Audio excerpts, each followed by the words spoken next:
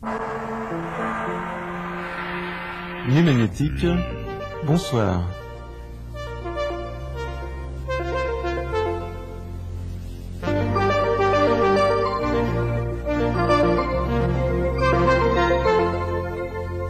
D'abord, c'est une montagne, un mont du Massif central. Vous y trouverez le point culminant des Cévennes, 1699 mètres, au signal de Finiels. Excellente altitude pour écouter France Culture. Prendre de la hauteur, me direz-vous, n'est-ce pas une manière de répondre à la fatalité? Car pour le reste, du côté des faits et des statistiques, ça ne vole pas très haut. C'est un pays pauvre, la Lozère, rude, dépeuplé, nous dit le grand dictionnaire encyclopédique Larousse dans son édition de 84. Un département qui comptait 145 000 habitants en 1851 et n'en retrouve plus que la moitié aujourd'hui. Le long de leurs 2000 km de rivière, les truites en rient encore. Le chef-lieu, c'est Mende. Il y a 2 arrondissements, Mende et Florac, 25 cantons et 185 communes, soumises à une excentricité administrative, en vérité, peu commune. Le département appartient à l'Académie de Montpellier, à la circonscription judiciaire de Nîmes, à la région militaire de Lyon et à la province ecclésiastique d'Albi. Inutile de vous en dire plus, vous avez évidemment reconnu la Lozère, le département le plus haut de France, le moins peuplé, le plus pauvre. N'a-t-on pas si souvent répété en faisant rimer Lozère avec désert? Mais peut-être est-ce faire peu de cas des hommes et de leur volonté de tirer parti des handicaps pour en faire des atouts. S'il y a encore un endroit au monde où la révolution économique et sociale est à l'ordre du jour, c'est bien dans Lozère. Inutile de chercher ailleurs, c'est là que les broutards d'Aubrac n'ont pas dit leur dernier mot, pas plus que les brebis qui lancent une OPA sur le Roquefort et une feta à la française. Certes, l'industrie s'effrite, mais faute de pouvoir vivre avec, pourquoi ne pas vivre sans, dès lors qu'on se donne les moyens de revivifier le tissu rural à partir d'un autre modèle de développement. N'oubliez pas le tourisme, par exemple.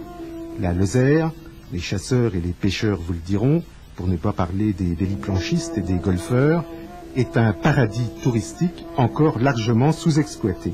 C'est peut-être pour ça, d'ailleurs, que c'est un paradis, c'est-à-dire un endroit où les touristes ne sont pas encore des moutons. Il y a quelque chose à creuser dans cette idée. Un conseiller général de la région ne parle-t-il pas de pétrole vert, eu égard aux richesses naturelles du pays? Au nord, en effet, les montagnes cristallines de la Margeride. Au nord-ouest, les plateaux volcaniques de l'Aubrac. Au sud-est, les Cévennes. Au sud-ouest, les Grands Causses, avec ses plateaux calcaires et ses gorges profondes.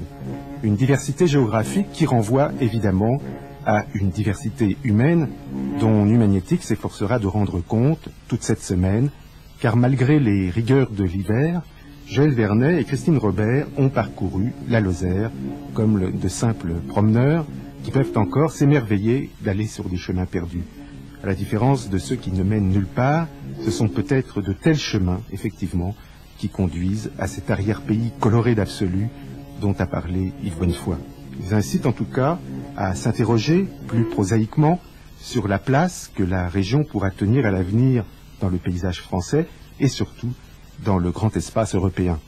Nuit magnétique, Joël Vernet, Christine Robert, Lozère, désert à entendre avec un point d'interrogation.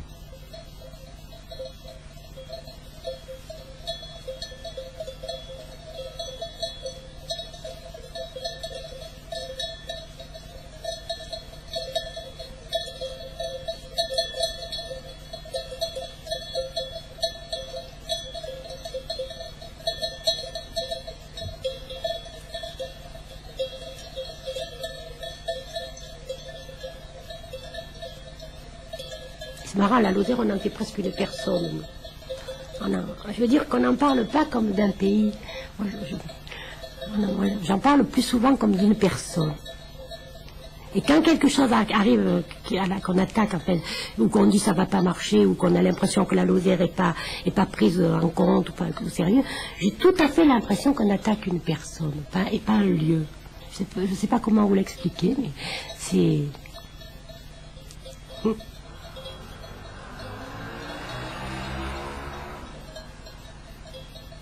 Et ouais, moi je connais en Lozère deux catégories de gens qui aiment la Lozère.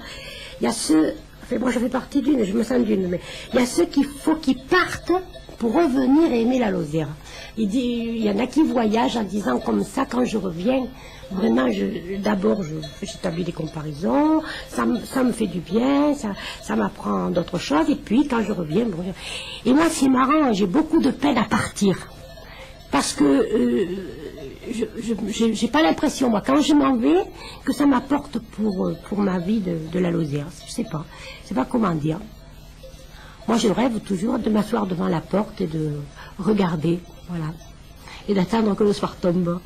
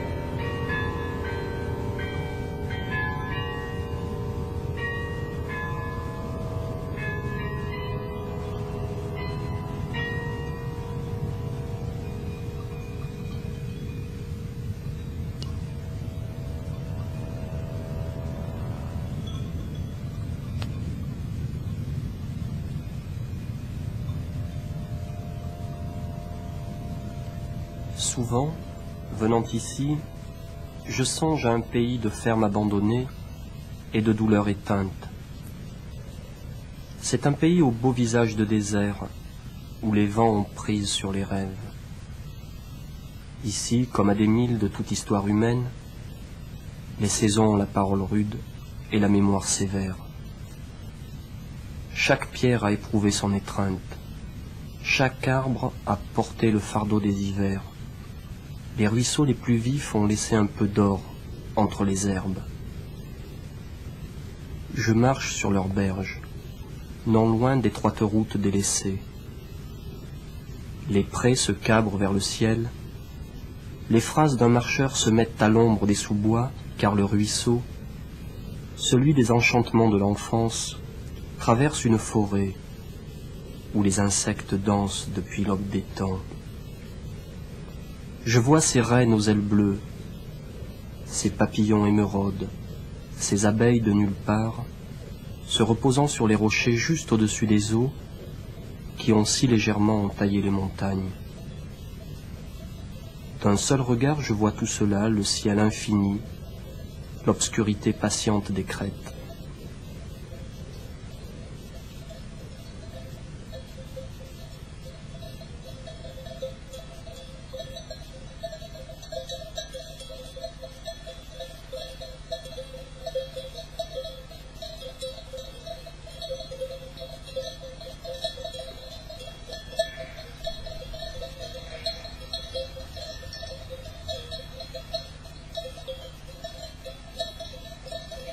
Sur le Causse, les troupeaux font comme de petites taches, disséminées dans la nature.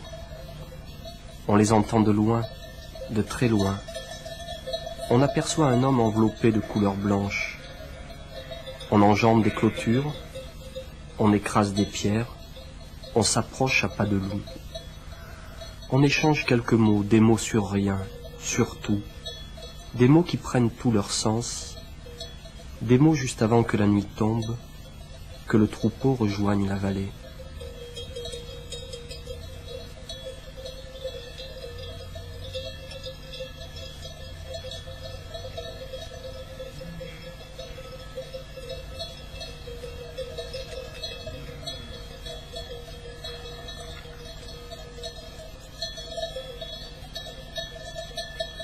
Ça fait combien de temps que vous êtes berger dans le Causse-Méjean? Alors, le Causse-Méjean, que je viens, ça fait 6 ans.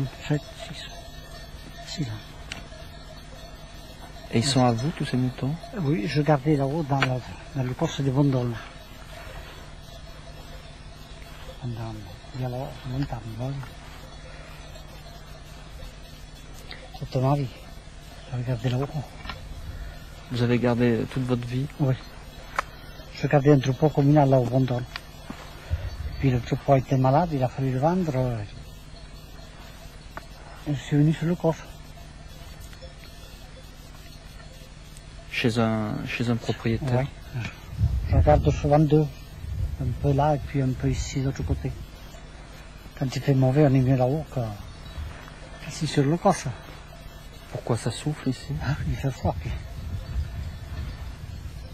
Quand il fait pas mauvais. Hein. Même quand il y a de la neige, je reste dedans, on ne le sort pas. Et vous les sortez à partir de quand? On revient que le mois de mai là-bas. Ici.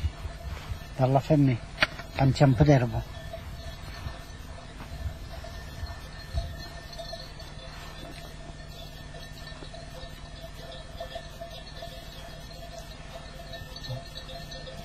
Et qu'elle parte. Vous montez à quelle heure le matin? Tôt? Ben, maintenant non, vers les 8h30 par là. L'été oui, mais maintenant. On ne sort pas le matin parce que c'est soit mouillé.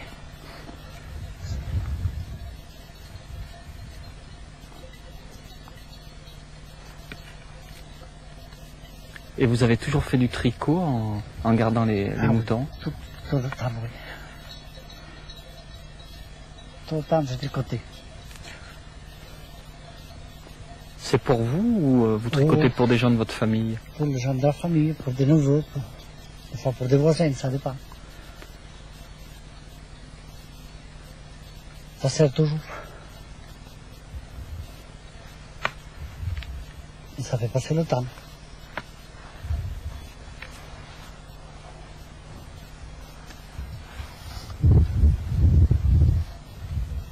Et le mouton, il se porte bien sur le Causse? Cette année, il y a eu... Ça a été très sec, il n'y avait pas beaucoup d'herbe, mais enfin, ça a été long.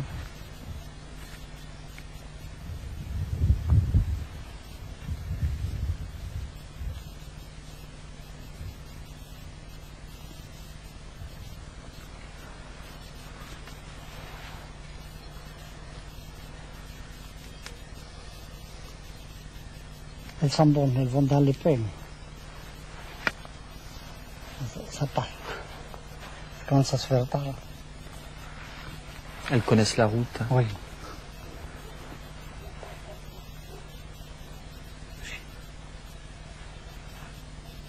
Et quand il fait mauvais, quand vous gardez, là, vous vous abritez où? On fait comme on peut, là, on s'abrite dans le manteau ou là on se met derrière quelque chose, à l'abri du vent.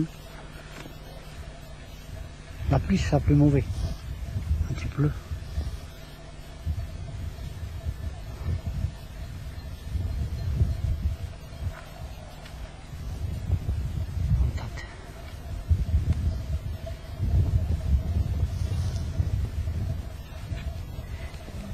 Et vous emportez la musette? Oui, je fais la musette tout le temps. Et la chopine? Et un peu pour boire, ça.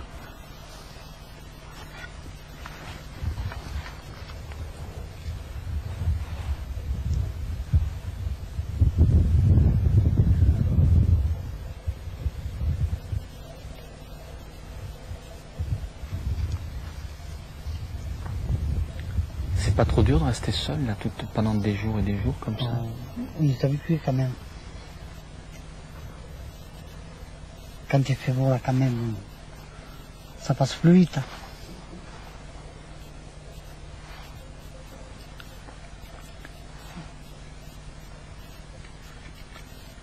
Vous avez une superbe vue d'ici, hein, sur le Causse. On va de loin, là. Hein. Il faudra que j'y aille parce que je veux qu'elle aille à la luzerne là-bas, de ce côté.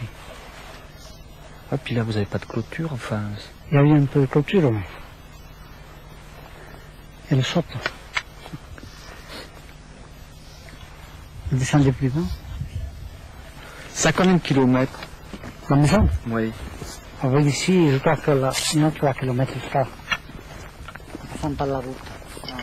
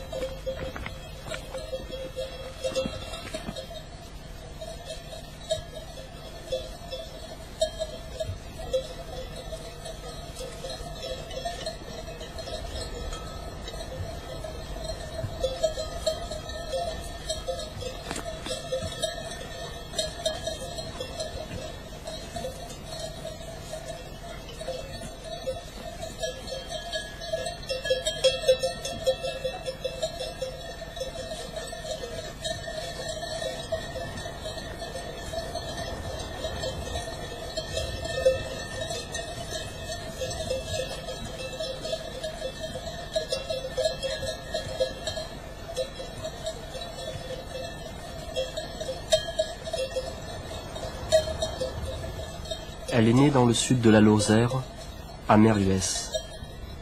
Mais le lieu lui semble de si peu d'importance. Elle aime passionnément son pays, la Lozère. Elle s'appelle Jeannine Bragé. Elle parle avec le cœur de tout, des grands-ducs et de son désert, qui n'est pas près de s'effacer de la carte de France.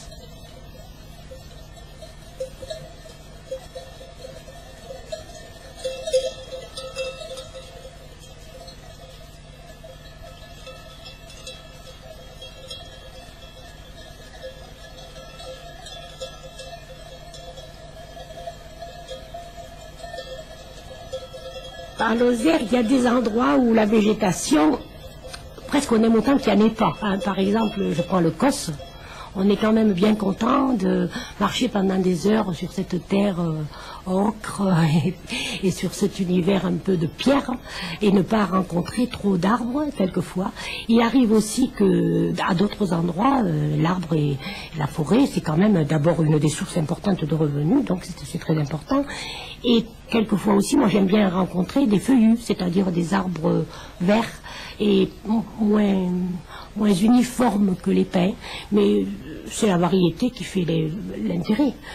Quelquefois aussi, les gens croient, par exemple sur le Cos, que parce on voit une couleur ocre un peu uniforme, un peu, vous savez, minérale, qu'il n'y a pas de végétation. Or, si on veut regarder, c'est très diversifié. Aussi bien en végétation qu'en petits animaux, le Cos est peut-être plus riche. C'est peut-être la partie de la Lozère la plus riche, alors que visuellement, ça ne se voit pas. D'ailleurs, quand les touristes viennent et qu'ils voient un troupeau de moutons, la première chose qu'ils disent, mais qu'est-ce qu'ils mangent ces moutons? Parce qu'on a l'impression qu'il n'y a pas de l'herbe, qu'il n'y a pas des végétaux. Or, il se trouve que c'est une herbe plus nourrissante. Il se trouve aussi, je vous dis qu'en variété, c'est un pays très riche. Mais riche, pas dans le sens argent, nécessairement. Vous savez, chaque fois qu'on parle de Lozère, on a toujours envie de dire pauvreté. Bon, ben, je pense qu'il faudrait... On peut aussi se dire qu'on a des richesses qui ne s'évaluent pas toutes avec de l'argent. Hein, croyez pas?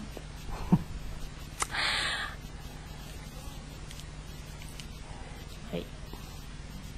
J'ai souvenir de malades dans la région de Saint-Émilion, tout ça. Bon, j'avais vraiment l'impression parfois de me retrouver dans le regard algérien. Je l'ai entendu dire plus d'une fois.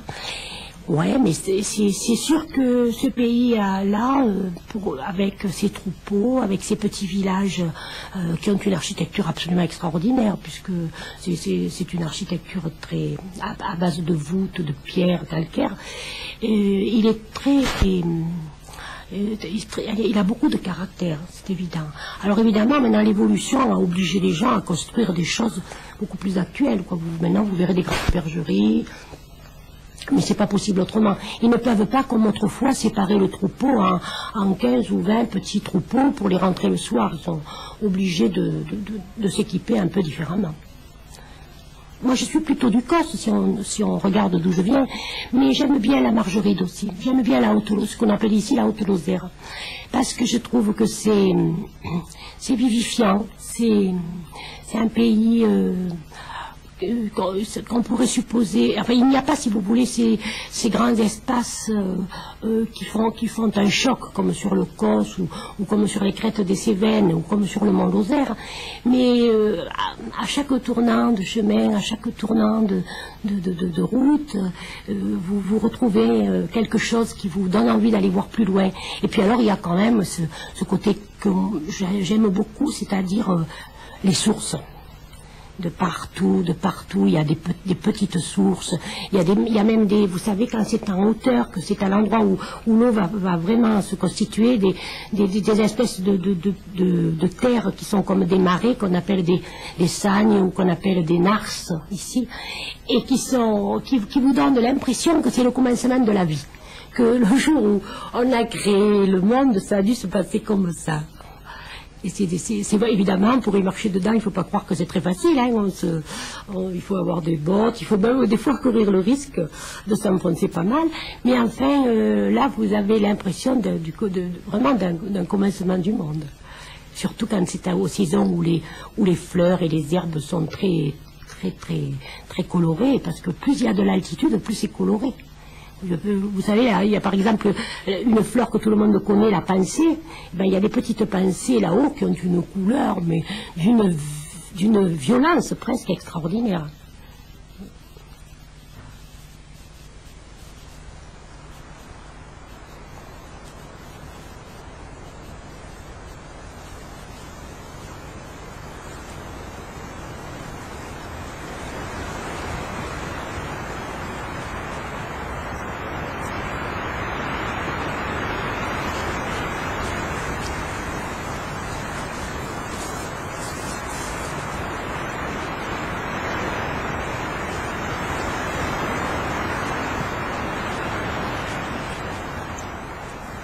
Par exemple, le Causse ou l'Aubrac, étant donné les horizons, vous avez vraiment... là, vous vous noyez dans le ciel, vous vous noyez, quoi, parce qu'il n'y a rien qui arrête, et puis il y a quand même une pureté du ciel, il y a la quantité d'étoiles.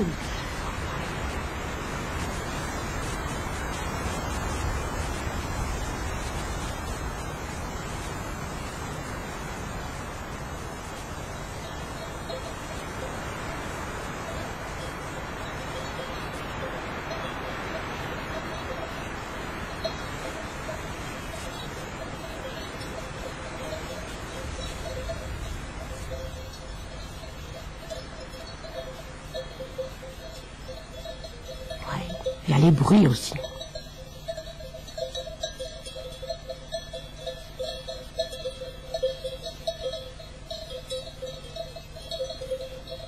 Avec un de mes copains, on va de temps en temps écouter le Grand-Duc. Vous savez, quelquefois on y va 5-6 fois et on l'entend qu'une. Hein. Ça c'est le bruit, comment dirais-je, ça c'est vraiment, c'est la grand-messe ça, quand on a entendu. Il n'y a rien au-dessus là. Il y a des tas d'autres bruits plus quotidiens. Mais celui-là, quand on a été des soirées entières à attendre, et puis tout d'un coup, ça y est, c'est un bruit très profond, très important. Hein. Ouais. Parce que il y a des rapaces nocturnes, c'est celui que... La chouette aussi, bien sûr, la chouette hulotte, mais qu'on entend plus facilement, que les gens entendent même sans se déplacer. Et puis, bon, ça c'est les bruits, comment dire, un peu mythiques, hein, cela. Puis alors, il y a le vent dans les arbres, il y a des insectes, des sortes de cris-cris qu'on entend la nuit. Le vent. Alors là, le vent, il y a même quelques fois où c'est énorme. J'allais dire, c'est pas ce bruit-là qui est le plus pacifiant, hein, parce que quand il fait beaucoup de vent, c'est pas ce vent, vous savez, qui balaye tout, qui souffle. Non, sauf quand c'est la tourmente. Mais alors la tourmente, après, c'est un bruit trop angoissant, j'allais dire presque pour qu'on l'écoute. On a tellement presque peur. Enfin, si on est dehors et que ça tourmente, on n'attend qu'une chose, c'est de rentrer. Non, il y a quand même un côté, des fois, assez terrible, hein, de la nature ici. C'est d'autant plus terrible actuellement que les gens le mettent moins au programme qu'autrefois. Autrefois, les gens y mettaient au programme ces sortes de malheurs un peu extraordinaires. Tandis que maintenant, quand même, on est sécurisé dans sa voiture. Il fait un temps très froid dehors, mais on a mis son chauffage. Donc, on ne sait pas qu'il fait froid dehors. Et on est moins prêt. Et c'est normal. En fait, j'allais dire même, c'est heureux. Il ne faut pas vouloir souffrir pour souffrir, quand même. Mais on est moins prêt à ces grandes attaques de la nature.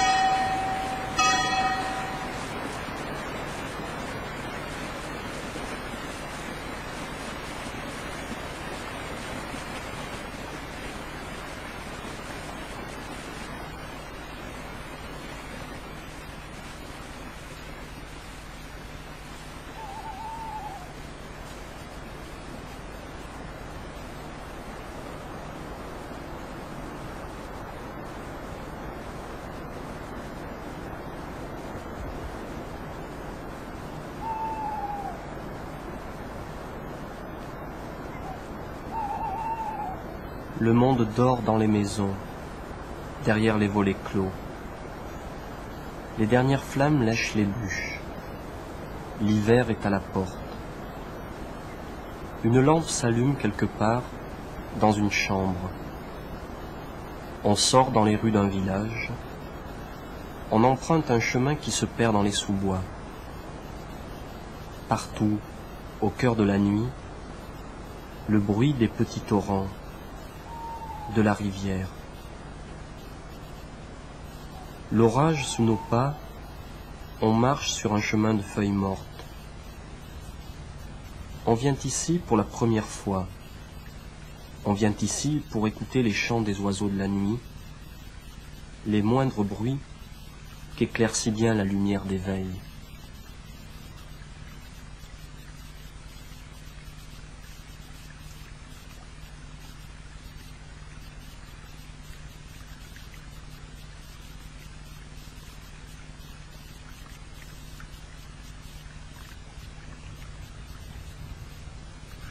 On n'a pas l'habitude de sortir la nuit. Lucille Pantel. Alors que quand on entend nos parents parler avant de... toutes leurs activités étaient basées sur la pleine lune, où ils faisaient très attention à quand est-ce qu'il y avait la pleine lune, par exemple, pour aller d'une maison à l'autre, ou d'un village à l'autre, parce qu'ils n'avaient pas de lampe. Ils pouvaient y voir. Bon, maintenant, on y fait moins attention, mais quand même, on essaie de sortir un peu. Et surtout, par exemple, au moment du drame du cerf, où on va promener dans la forêt, et là, vraiment, on se rend compte qu'il y a toute une vie, la nuit. Et moi, je viens de le découvrir, qu'il y a toute une vie nocturne. Enfant, on ne nous emmène pas dehors d'ailleurs la nuit. Mais maintenant, quand on a la possibilité, on y va. Et c'est tout autre chose que la journée. Bon, on fait beaucoup plus attention au bruit, aux moindres petites bêtes qui crient dans la forêt, ou au mouvement de la lune. Moi, je suis très très fière de mon fils parce qu'il y fait très attention à ça. La première étoile, il la remarque de suite, le changement de la lune. C'est important puisque ça existe. C'est dommage qu'on s'enferme dans nos maisons bien éclairées et qu'on ignore totalement qu'à l'extérieur, il y a plein de choses qui se passent. pendant la nuit.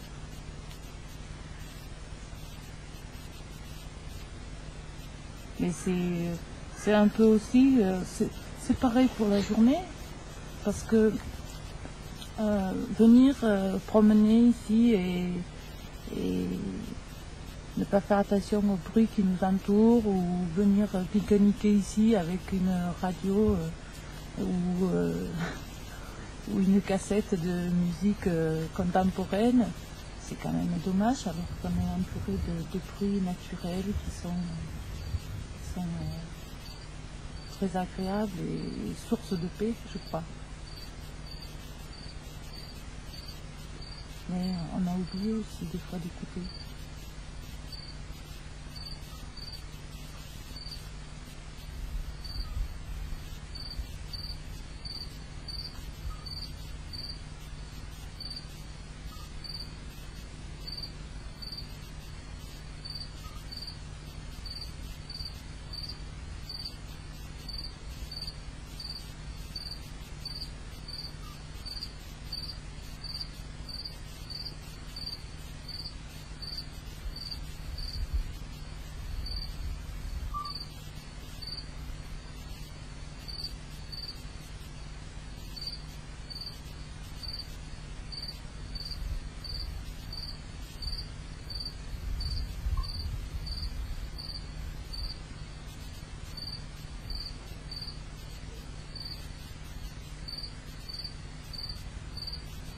Nuit magnétique, ce soir, le jardin où contemplait la neige.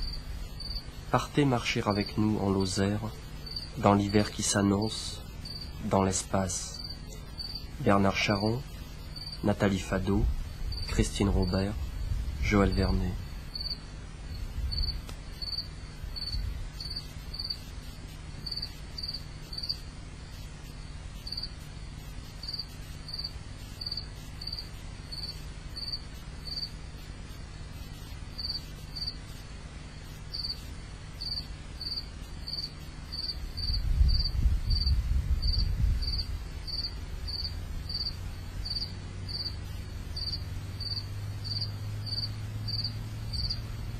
Ô combien je bénis le silence des chemins, le balai des feuilles en automne sous mes pas, combien le vent secoue chacune de mes phrases. Je pourrais mettre un nom sur toute chose, nommer des pâturages, épeler les prénoms des bêtes, retrouver les murmures des moissons, l'odeur des foins, l'envol des oiseaux sous le grincement des machines. Mais à quoi bon? Il y a une telle grandeur dans l'anonymat des souvenirs, une telle grâce sur le vieux chemin parcouru, dévoré aujourd'hui par l'oubli et la hâte des ronces, l'empressement sauvage des herbes. Les hommes ont déserté les granges et la chaleur des écuries. Les petites villes ennuyeuses se sont, elles aussi, dressées vers le ciel. Écoutez bien, tendez l'oreille. Ce sont les voix des solitudes, de toutes ces vies sans exemple, de ces miracles sur les cimes jamais atteintes. Ces lieux, ces chemins perdus, ce sont sans doute aussi les vôtres, n'hésitez pas. Confiez votre cœur à leur charme.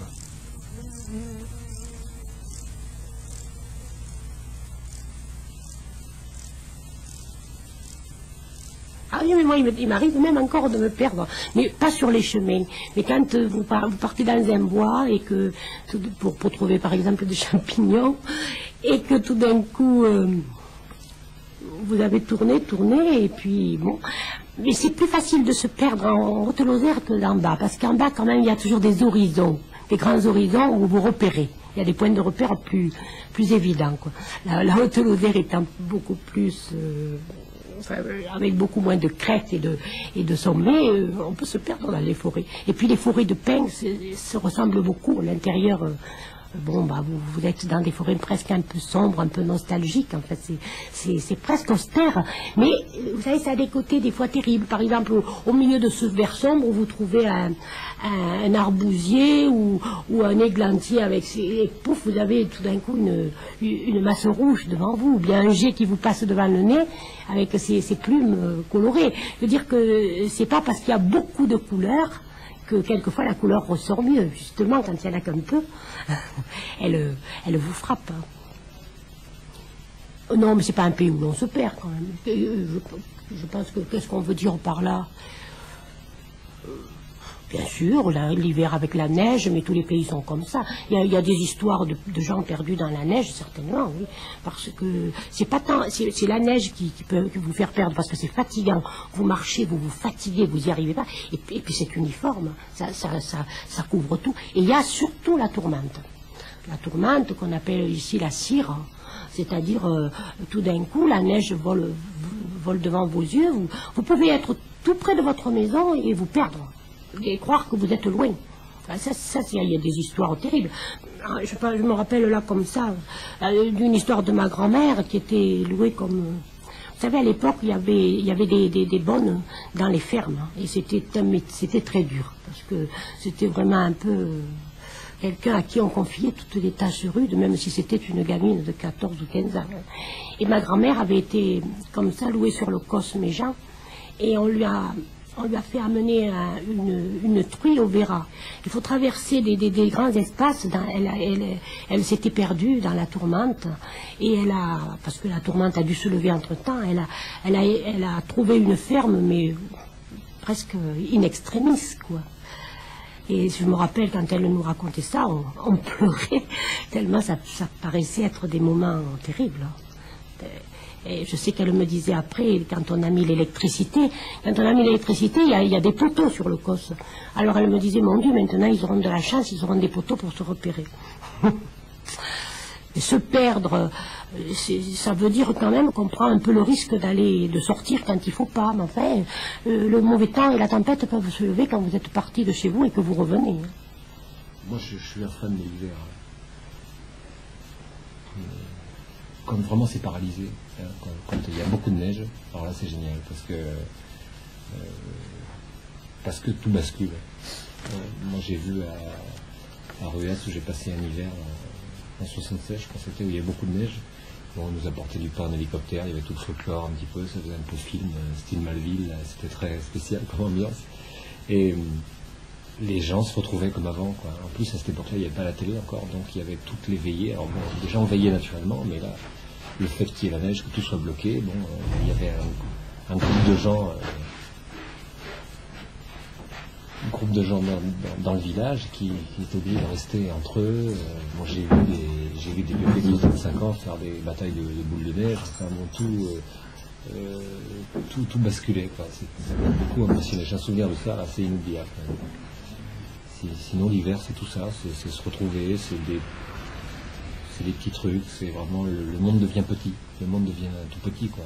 Tellement petit, des fois, bon, on peut même plus ouvrir la porte parce qu'il y a de la neige devant. Donc, mais ici, c'est pas bloqué quand même. Hein. Le pont n'est pas bloqué. Hein. Le chasse-neige fait les va-et-vient. Mais les bleds là-haut sont bloqués très très facilement. Hein. Il y a quelqu'un là de Ruas qui m'a raconté, il avait ramené des bœufs, donc de Villefort, tu vois, traversant par tous ces bleds là-haut, par Canard, qui arrivent à la brousse. Il arrivait quand même, il avait les oreilles gelées. Hein. En plus, il n'a rien trouvé de moins que de se mettre les oreilles sous l'eau pour. Et après, il dit, mes oreilles, ça faisait comme du papier à chocolat. Tu vois. Il est devenu sourd à ce coup-là quand même. Et bon, je crois que c'est devait être gratiné quand même. Parce que nous, bon, des fois, on se plante dans la neige l'hiver, on a des bagnoles, on a des trucs. Et alors, les vieux, ils ont beaucoup plus peur de la neige que nous. Moi, je me régale, ça me fait penser à l'Afrique, tu vois. Entre la neige et le sable, c'est pareil en fait. Sauf qu'il fait plus froid quand on se plante. Ici, quand il fait très très chaud, on arrive à 20 heures.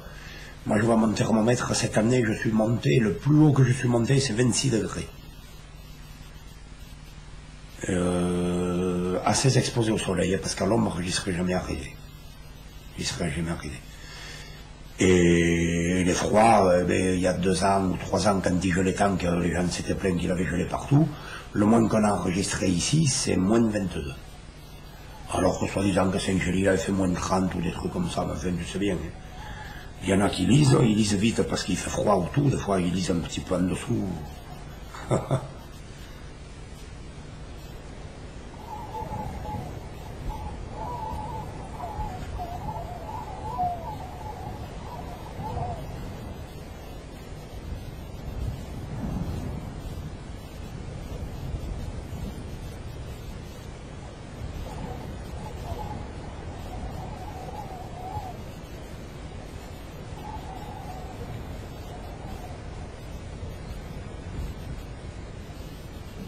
La neige recouvre les maisons, les clôtures ont disparu, les routes ont été englouties.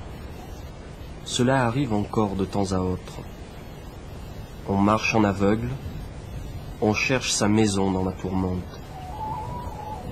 À Fenestre, près de Grand-Rieux, Bernard Brunel n'a pas son pareil pour déjouer les mauvais tours de l'hiver, pour faire un pied de nez à l'audace des saisons.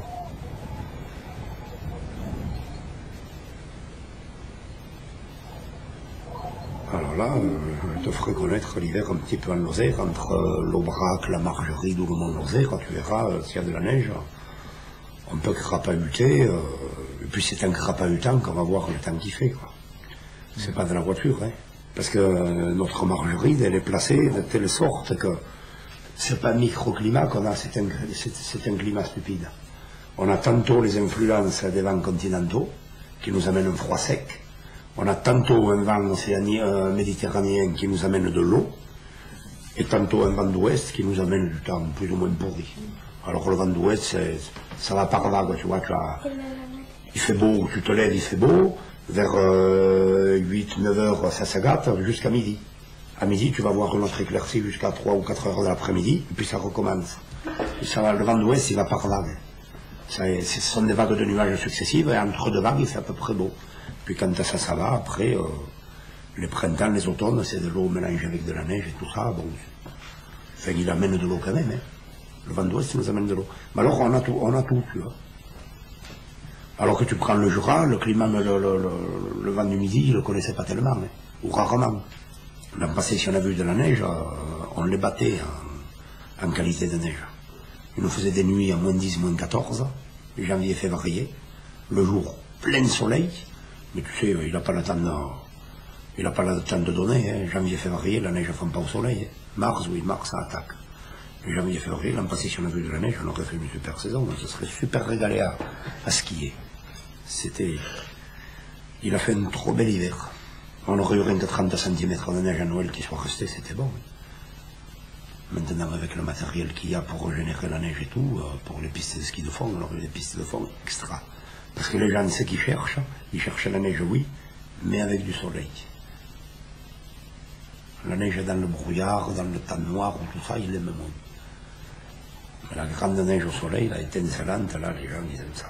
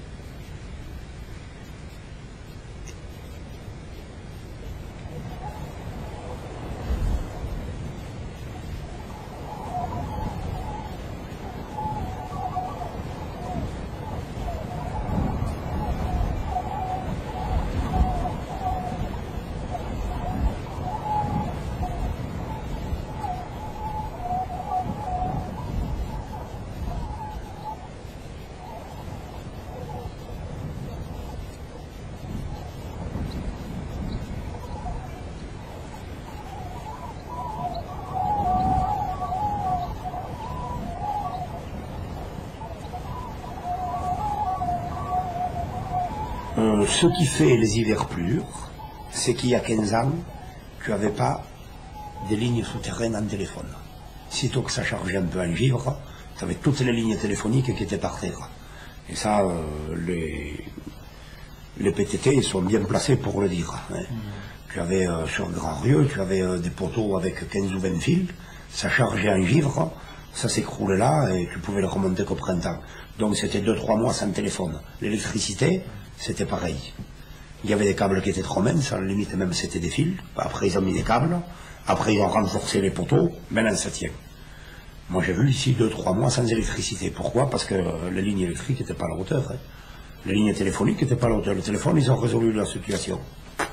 Ils ont résolu le problème, c'est souterrain, et c'est bon. Après c'est des câbles. Ces câbles plastiques noirs tiennent moins le vivre que les fils d'acier qu'il y avait avant. Et donc de ce côté-là, il n'y a pas de casse. Déneigement. À Grand-Rue, il y avait un chasse-neige. Maintenant, il y en a 3. Dans les villages, pas l'équipement, mais le département a payé des étraves aux communes, et les paysans ont de plus gros tracteurs. Ils ont mis des étraves devant les tracteurs, ils déneigent de suite. Alors, d'un côté, c'est les paysans qui déneigent les petits villages, de l'autre côté, c'est la commune qui déneige les artères principales, de l'autre côté, c'est le département qui dégage les départementales et les voies les plus importantes. Donc, tu sais, c'est jamais enneigé. Hein. Sauf si vraiment il fait du vent. Quand il fait du vent en permanence, tu ouvres en permanence et ça ferme en permanence. Et si on a des problèmes quand il fait du vent et tout, c'est parce que les ponts et chaussées et les communes, et ça je peux appuyer là-dessus, même que ce soit écouté ou tout, ils n'insistent pas assez pour fraiser. On commence à faire des murs, on tape pendant 15 jours avec des étraves contre des murs, après on met des fraises là-dessus, les fraises elles sont faites pour fraiser la neige.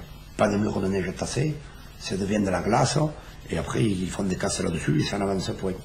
Après tu fais 2 km dans 1 heure, alors que tu marches à 10 km à l'heure avec une fraise dans 1 mètre de neige égale. Moi je faisais tous les 2 ou 3 jours, j'allais à Grand-Rieu avec un capot de dauphine et à ski, parce qu'il y avait un paquet de neige, tu n'avais plus de barbelés, tu n'avais plus de rochers.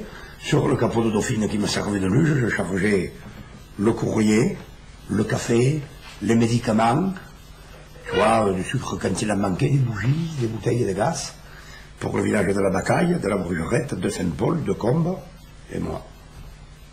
Et ici, quoi. Alors, tous les 2 ou 3 jours, je faisais ça. Mais je le faisais avec plaisir, j'aimais ça.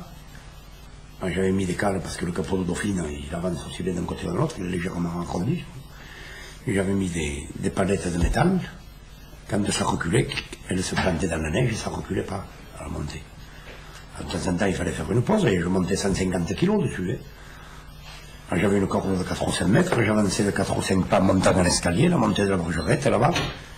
Je tirais 2 mètres, je remontais un peu plus, je tirais 2 mètres, et allez. J'étais fou. Les chevaux, il y en avait trop, ils ne pouvaient pas passer, tu n'avais rien qui passait, on n'avait aucun engin. Moi, j'avais le tracteur que j'avais ne pouvait pas aller sur la neige, rien. Hein. Maintenant, les tracteurs qu'on a, sur la neige un peu tassée, tu passes dessus sans enfoncer. Hein. Moi, j'avais les chevaux qui étaient dehors. Pendant 2 mois et demi, ils sont passés sur ma voiture qui était au milieu de la cour, là. Il y avait 1,50 m de neige sur la voiture, ils passaient dessus. Les bêtes, elles sont sous terre, c'était... Non, pas du tout, les bêtes étaient dedans, il n'y a pas eu de problème. Il y avait les réserves normales, les bêtes l'hiver chez nous, elles sont dedans, il peut neiger, là, ça n'a rien à foutre. Il n'y a pas de problème à ce côté-là. 71, on reste ici, l'arrivée 3 mètres de neige comme on avait eu. La première neige est tombée 3 ou 4 jours après Noël, ou après le 1er de l'an, je ne sais rien. Il avait fait mois de décembre comme aujourd'hui. La nuit, moins 10, moins 15. La motte était gelée à 40 cm, un beau temps splendide tout le mois de décembre.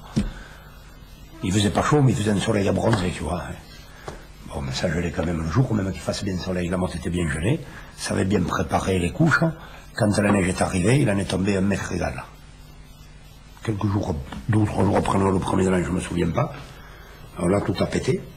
Mais, les chasse-neige, il n'y en avait pas pour ouvrir. Le vent s'est levé, ça commençait à faire des congères, et puis la neiger, puis la route s'est fermée. Après, tout était plat, il n'y avait que le trou de la route pour le mettre. Hein. Et fin janvier, ça a commencé à fondre. Le 27 ou le 28 janvier, ça a fondu, ça a fondu, ça a fondu. 2 jours de la pluie et de tout. Tout coup, dans la nuit du 1er février, des éclairs. À 7 ou 8 heures du soir, des éclairs. J'ai dit à Odette, il faut aller chercher du pain parce que quand il tourne sans saison, et orage, tu vois, quand il tourne sans saison, on le dit en patois, quand on sans saison, des plaies de neige sans rasout. Ça veut dire quand il tourne sans saison, de la pluie ou de la neige sans raison. Et en fait, il en a tombé pratiquement 2 mètres égal, il s'est mis à neiger, ça a neigé pendant 2 jours et 2 nuits. Alors après, il y avait le paquet, je te le dis. Parce que celle du mois de janvier, elle était fondue que d'un tiers ou d'un quart. Hein. Alors il y avait la vieille et plus celle-là. Et alors là, la dernière, elle est partie ici le 20 juin. entre la baraque des Bouviers ici, au Bretz, là-haut, qu'on appelle.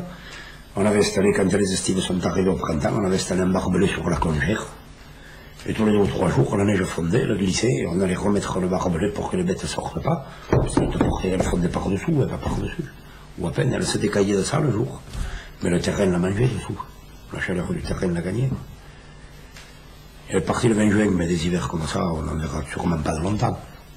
Mais autrefois, les hivers étaient rigoureux. Ils n'étaient pas plus rigoureux qu'aujourd'hui. Ils gelaient. Les gens n'avaient pas les vêtements qu'on a. Les gens n'avaient pas les équipements qu'on a. Ils sortaient avec les bêtes. Mais pour attendre que ça porte le cheval ou les bœufs, la neige, il faut qu'elle soit tassée depuis 1 mois ou 1 mois et demi. Les routes n'étaient pas déneigées, les chemins étaient encaissés. Maintenant, on a fait des progrès là-dessus. Les hivers, moi, je ne pense pas qu'ils soient plus rigoureux que ceux qu'ils étaient. Je ne pense pas. Moi, j'entends parler des vieux qui disaient que tels hivers, tout l'hiver, ils avaient fait des puits, ils avaient fait des constructions, ils avaient fait des trucs, des murailles dans le pâturage autour. Hein. Et d'autres hivers où ils n'avaient pas mis le nez dehors parce qu'il y avait de la neige. Hein. On est dans une région où c'est pas régulier, et puis c'est tout. Hein. Tu montes à 3000 dans les Alpes, tu sais qu'il va tomber 7 mètres de neige pendant l'hiver, et puis c'est tout. Hein. À peu près, sauf des années exceptionnelles comme l'an passé, autrement. Mais même autrefois, il devait y en avoir des années comme ça. Alors dire qu'autrefois les hivers étaient plus rigoureux, non, il n'y avait pas les moyens qu'il y a aujourd'hui, c'est tout. Mais le plus rigoureux, je ne pense pas. Moi, je me souviens quand j'étais gamin, il faisait bien des hivers comme il fait.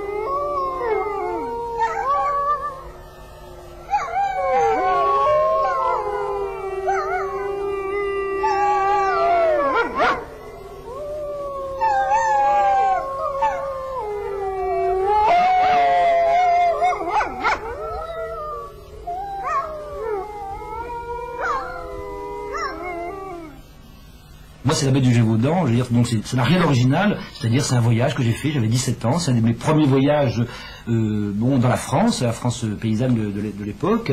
La baie du Gévaudan était connue, mais je veux dire que les travaux dessus, les livres n'étaient pas tellement fréquents, et en fait on a fait une sorte de pèlerinage tout à fait personnel, c'est-à-dire que les endroits où elle avait fait, on avait choisi les endroits où précisément elle avait fait le plus de victimes, notamment de petites bergères, de petits bergers, etc., étant absolument persuadé dans notre naïveté enfantine que c'était bien entendu là où on trouverait, peut-être pas la bête, mais au moins des paysages fabuleux, terrifiants, impressionnants, des forêts quasiment inextricables, des chaos rocheux, et qu'on se ferait véritablement peur. Et nous avons eu peur, je veux dire. Bon, on avait 17 et 19 ans, je veux dire, c'était pas avec mon petit vélo, notre sac à dos et notre tente roulée sur le porte-bagages. On a fait un parcours comme ça de 10 jours. On a dû faire 500 ou 600 km, sillonner la margerine, vraiment à la recherche de la bête du Gévaudan. Ça a commencé comme ça.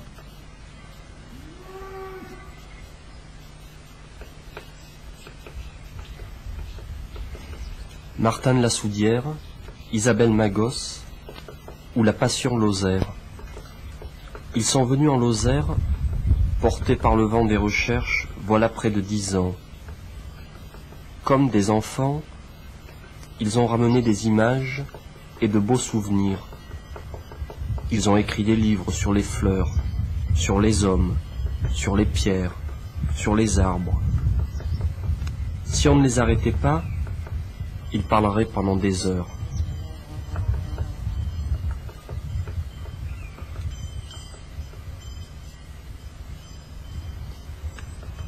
On dit souvent qu'en Lozère, bon, il y a la haute Lozère, et curieusement d'ailleurs, il n'y a pas la basse Lozère.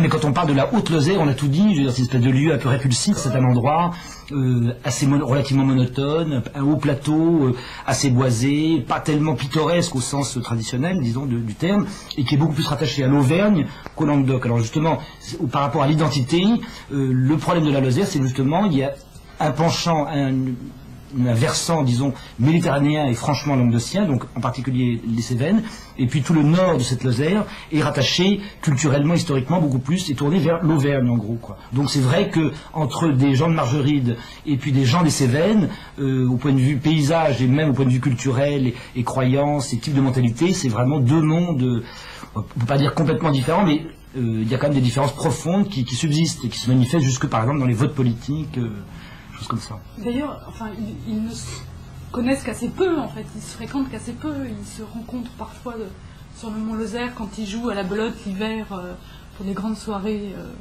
belote, mais il n'y a pas de relation pour les gens du Nord. Les gens des Cévennes sont...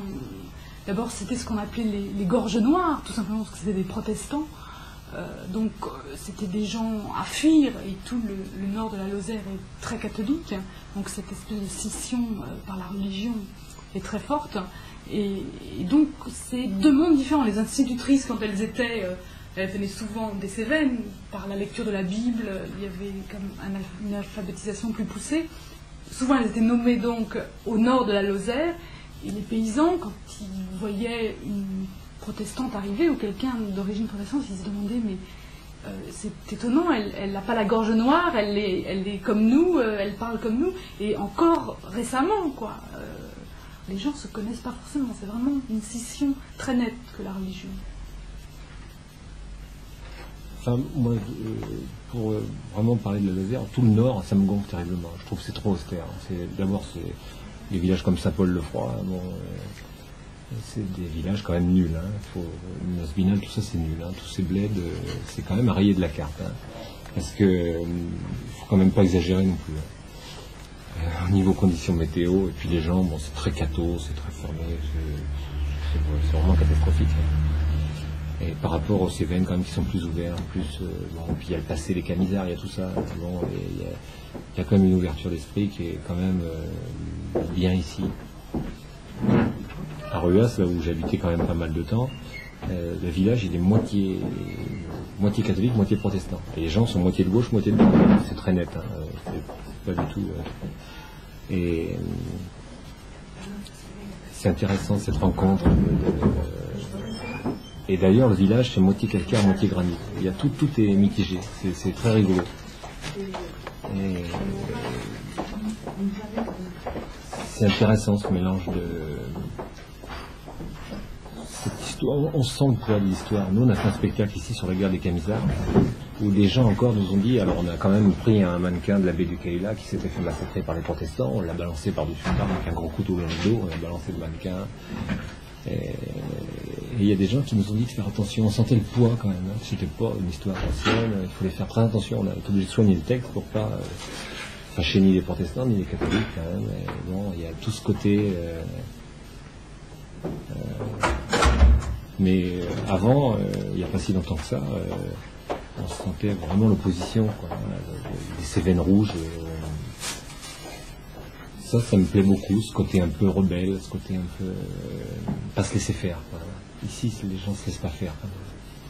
L'opposition encore, ça reste vachement, parce que politiquement c'est très marqué encore, mais ça reste aussi dans la mémoire des gens, ce côté-là.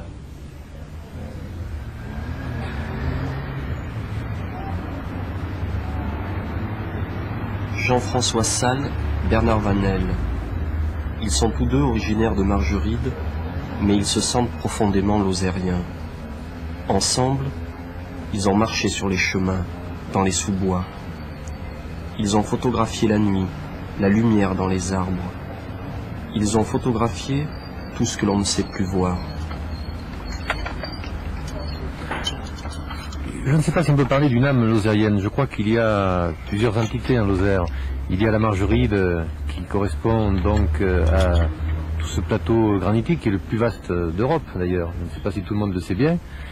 Alors là, ça a entraîné, ça a provoqué quand même une civilisation d'un type peut-être un peu différent. Le margeridien est plus replié sur lui-même, plus introverti, je dirais, compte tenu justement du relief dans lequel il vit et du climat qui lui est imposé. À côté de ça, il y a le Cosnard qui est peut-être plus ouvert parce qu'il vit dans de grands espaces.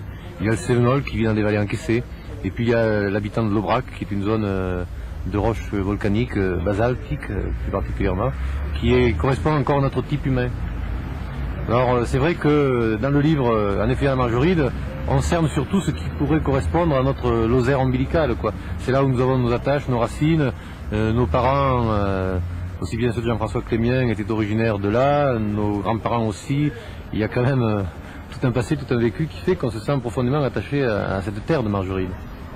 On a dit que les Lozériens étaient les Bretons du Massif central, peut-être en référence à un tempérament un petit peu têtu, j'en sais rien, un caractère très prononcé, mais je crois que ça peut s'expliquer aussi par le fait que la Bretagne comme la Lozère, comme la Margeride, est granitique. Mais la Lozère, c'est vrai, est considérée au niveau de la France comme une sorte d'îlot. Et le Lozérien a été considéré un petit peu comme un individu qu'on allait presque visiter, hein, dans ses réserves. Un Indien. Il nous manque les plumes encore, bien qu'on en trouve parfois. Mais...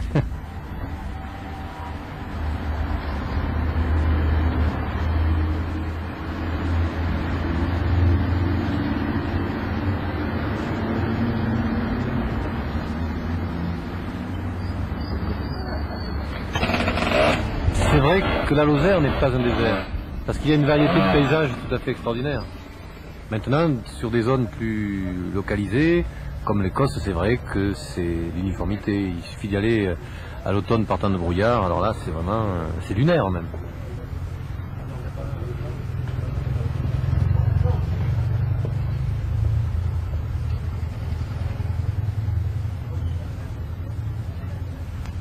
Ce qui est aussi très beau en Margeride, ce sont les pâturages, tu sais, avec une herbe très drue et puis ces tout petits ruisseaux qui les traversent.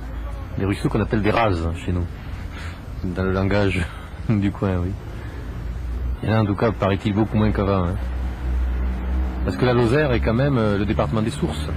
Et c'est là aussi un argument que l'on peut avancer contre la notion de désertification, parce que le désert, par définition, encore une fois, c'est un endroit aride. Et la Lozère, c'est vraiment le château d'eau de la France. J'ose pas dire le paradis des pêcheurs. L'industrie du silence, en Lozère.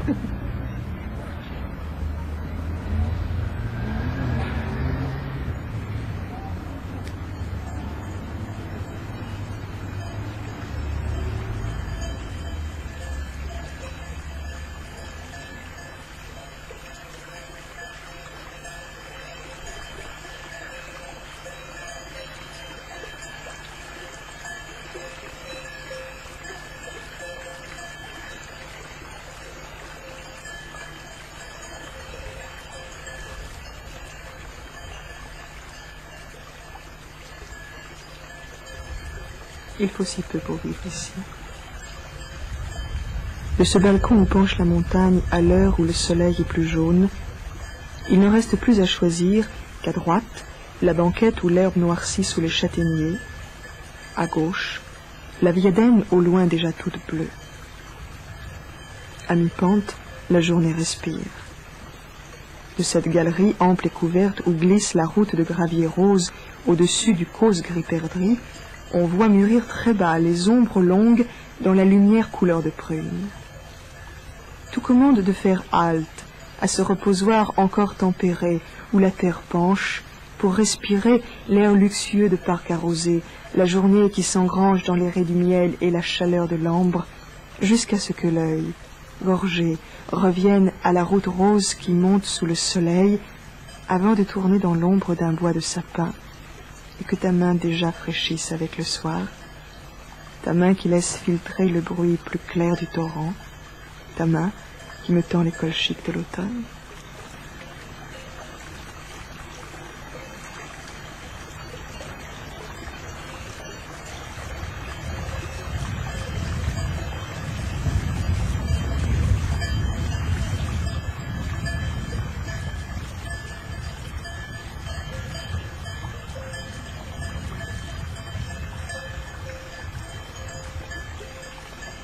Les petits ruisseaux, c'est vraiment l'image d'Épinal, c'est vraiment une nuit d'enfant. C'est-à-dire que n'oublions pas que la Lozère, c'est pas l'Himalaya, ce n'est pas le toit du monde, mais c'est l'un des toits de la France. C'est-à-dire que prennent sa source, l'Allier, si je me souviens bien, le Lot, qu'est-ce que je veux dire, la Truyère, l'Ardèche, le Gard, un certain nombre de bons. Et le Tarn.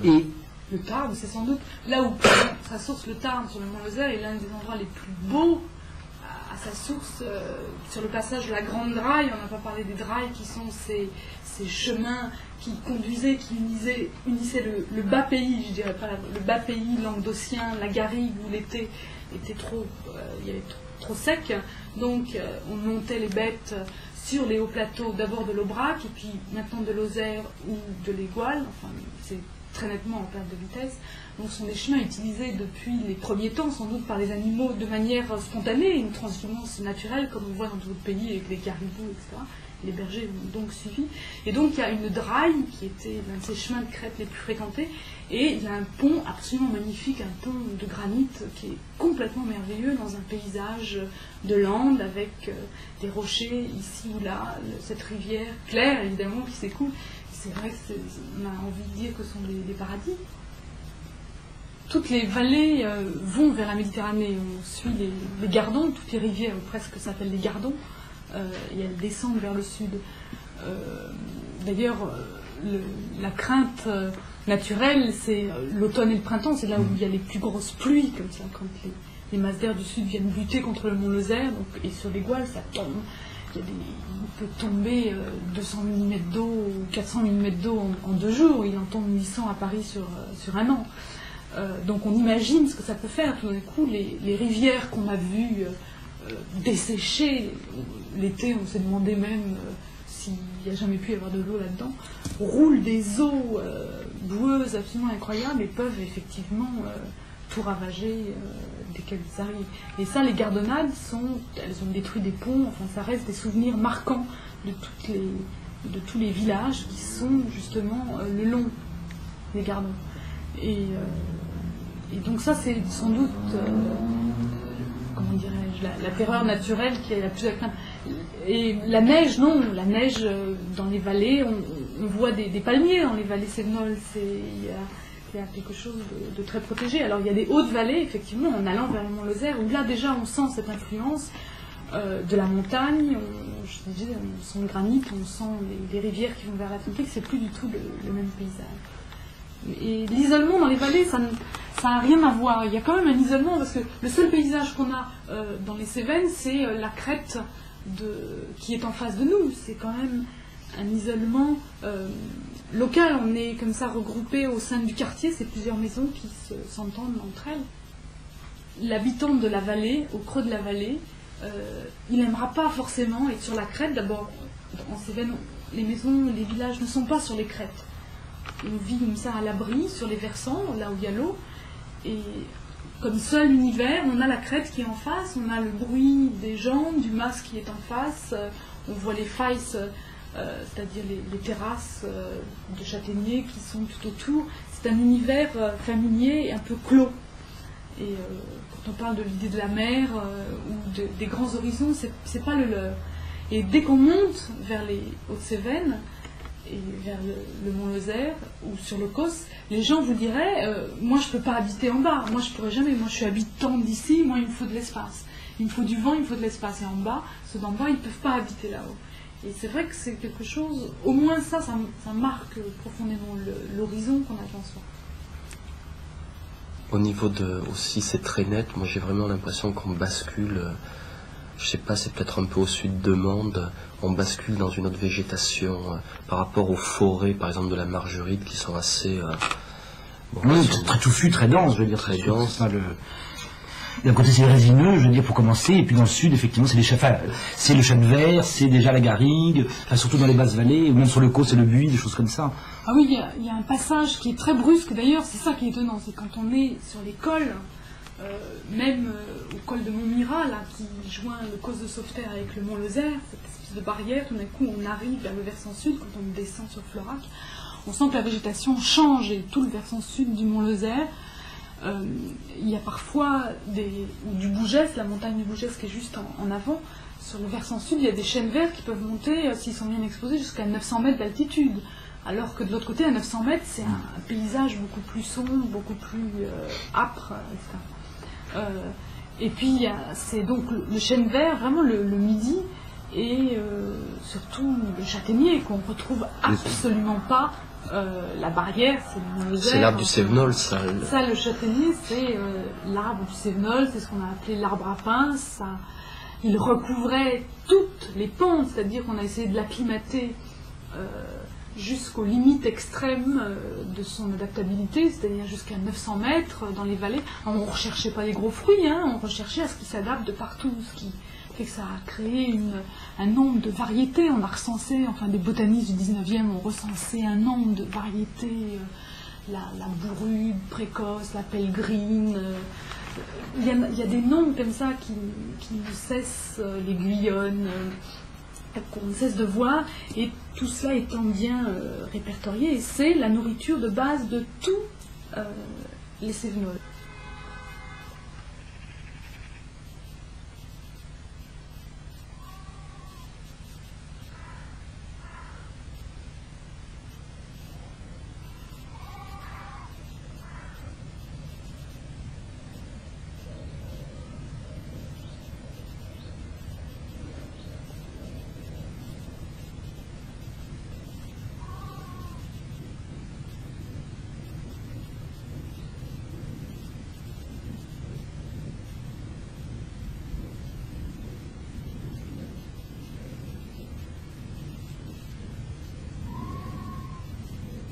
Oui, je trouvais beau ce pays. Il m'a même formé dans mes choix profonds. Avec ses grands causes déserts, où affleure la pierre grise, et ses orages de plusieurs jours, quelquefois au-dessus des châteaux fermés. Pays où la chair, comme a dit Rimbaud, est encore un fruit pendu dans l'arbre, où le ruisseau, que Mallarmé prétend peu profond, est encore caché dans l'herbe drue. En vérité, ce massif central, coloré ainsi d'absolu, ressemble beaucoup à l'arrière-pays de mes rêveries ultérieures, autour de quoi une impression, subjective ou non, je ne sais, mais extraordinaire, d'espace. Et je comprends. Ces êtres sont très hauts dans la solitude des pierres, au seuil d'un amphithéâtre, au bout de défilés que barrent d'énormes rocs.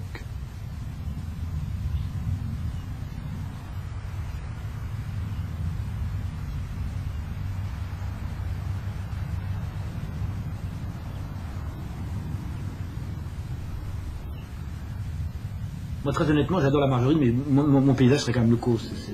Je connais mal d'ailleurs le Causse. Et puis il faut opposer le paysage du calcaire. En plus, le fait d'être sur du calcaire ou d'être sur du schiste ou sur du granit, c'est pas la même chose. On ne se sent pas de la même manière, et les gens qui habitent sur du calcaire supporteraient pas la chose.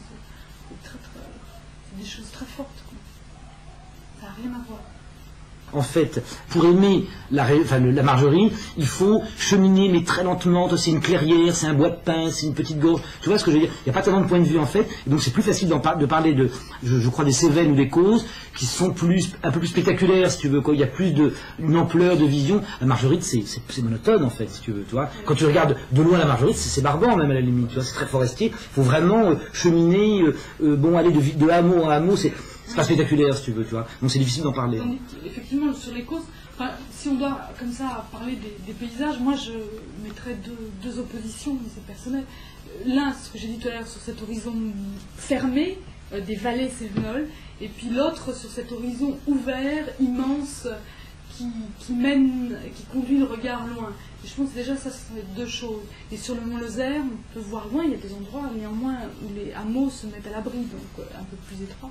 Et puis le Causse, c'est quand même vraiment ce paysage où le ciel tient autant de place que la terre, et ça c'est extraordinaire.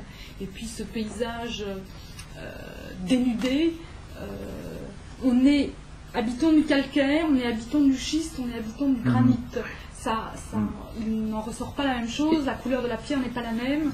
Et en plus, une chose, les gens vous diront, tout ce qui est guérisseur, sourcier, etc., vous diront, sur le calcaire, on n'en trouvera pas beaucoup parce que c'est une roche qui absorbe. Par contre, sur le granit, on en trouvera plus parce que c'est une roche qui renvoie. C'est des choses qui existent. C'est pas du tout la même chose. Puis l'eau, tout simplement. Sur le Causse, il n'y a pas d'eau. C'est un paysage sans eau. On a peine à imaginer. On ne voit jamais d'eau, jamais de ruisseau. Tu parles de ruisseau, de rivière. Le Causse, il n'y a pas d'eau. Ce qui est un peu hallucinant sur le Causse, mais d'ailleurs en Margeride aussi, mais sur le Causse notamment, c'est que quand on traverse, on a l'impression que toute vie est improbable.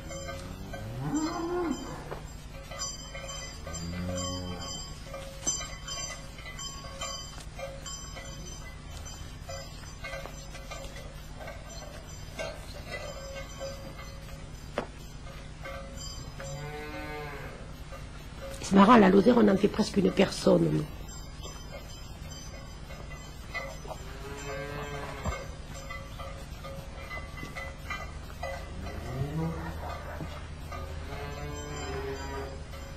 Il y a ceux qu'il faut qu'ils partent pour revenir et aimer la Lozère.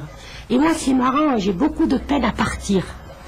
Parce que j'ai pas l'impression, moi, quand je m'en vais, que ça m'apporte pour ma vie de la Lozère. Je sais pas comment dire.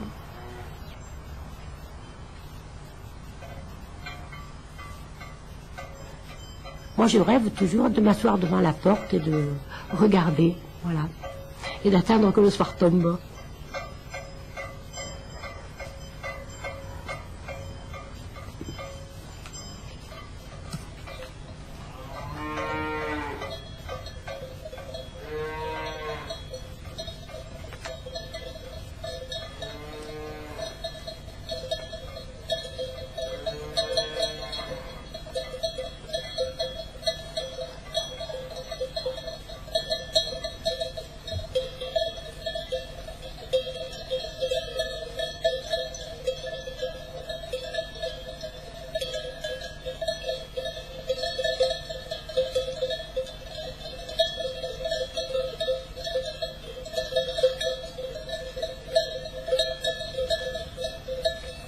Avec les voix de Raymond Daudet, Janine Bragé, Lucille Pantel, Alain-Christophe Yotte, Bernard Brunel, Martin de la Soudière, Isabelle Magos, Jean-François Salle, Bernard Vanel, Florence Marguier, et des textes de Julien Gracq et Yves Bonnefoy.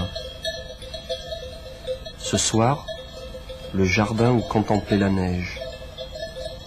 Bernard Charon, Nathalie Fadot, Christine Robert, Joël Vernet. Demain, Nossac, une vallée noyée. Nuit magnétique, bonsoir.